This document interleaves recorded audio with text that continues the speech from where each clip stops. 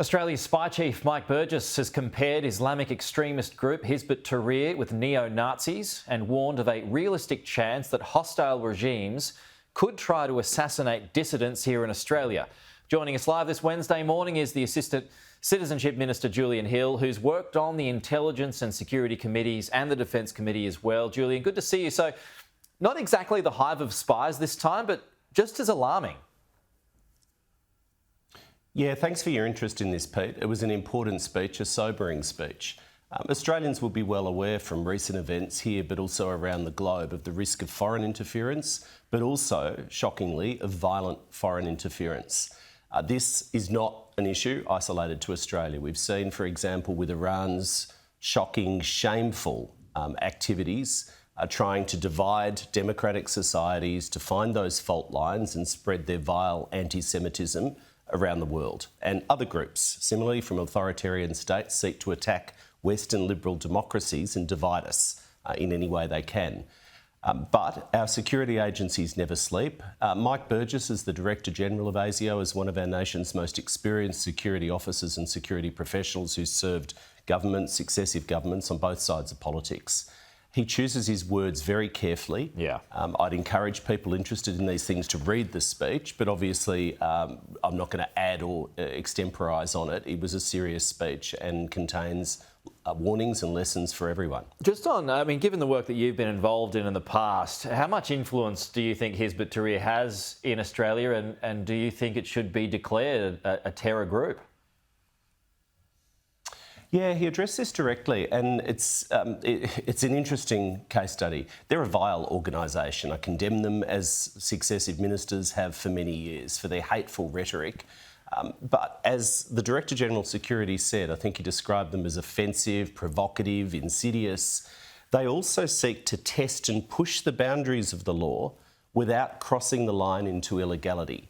Right. With respect to terrorist listings, as I've said before, our government will take advice from the security agencies on those questions. Obviously, ministers will not and should not speculate in advance of receiving that advice. But I say again, ASIO and security agencies never stop watching these groups and never stop working to keep Australians safe. All right, let's go to the RBA, onto the economy, Julian. The rate-cutting cycle looks over. Ted O'Brien has taken an early shot at Jim Chalmers on this program this morning, saying we're all now paying the price for your record spending. So how do you respond to that? Oh, well, firstly, it's good to see that Ted's, out talking about the economy. What we've seen in recent weeks in Parliament is almost no focus on these issues. So well done to the opposition for doing what you'd think would be their day job instead of hating on each other and ripping each other to pieces. As everyone knows from yesterday's reports, the Independent Reserve Bank has elected to keep interest rates on hold. That's not a surprise. That was the market expectation. So in that sense, that's what people thought would happen. I would say, and some of your listeners, of course, I get this feedback in the community, whilst millions of Australians, most of us, would have hoped for a rate cut, there are also large numbers of Australians who would actually be quite happy when interest rates stay around where they are because they're self-funded retirees or people living off investments. So there's always kind of different perspectives. But I'll just make the final point that inflation, which is one of the key metrics, inflation is less than half of what it was when we came to office, which has given the Reserve Bank the confidence to cut interest rates 3 times already this year.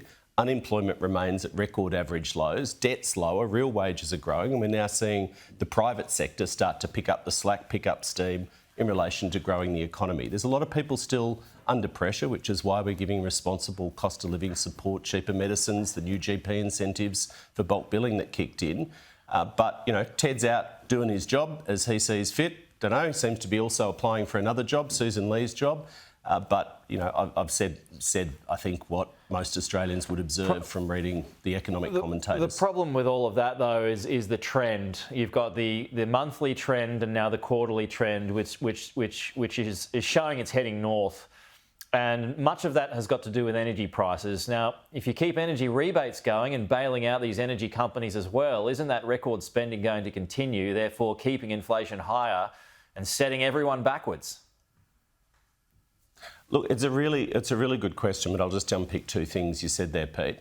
Firstly, the word trend. Trend is exactly what the Reserve Bank, what the Treasury, what economists, what the market looks at.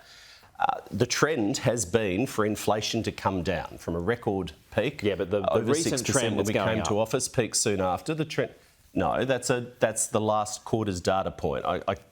Let's be realistic with our words.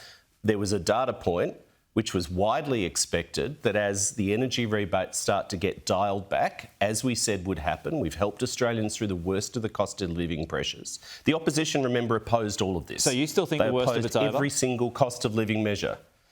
The opposition opposed every single cost of living measure, and I'm just responding to the core point you raised there, Pete, that as the energy rebates fade out, you'd expect to see a bit of an uptick in inflation.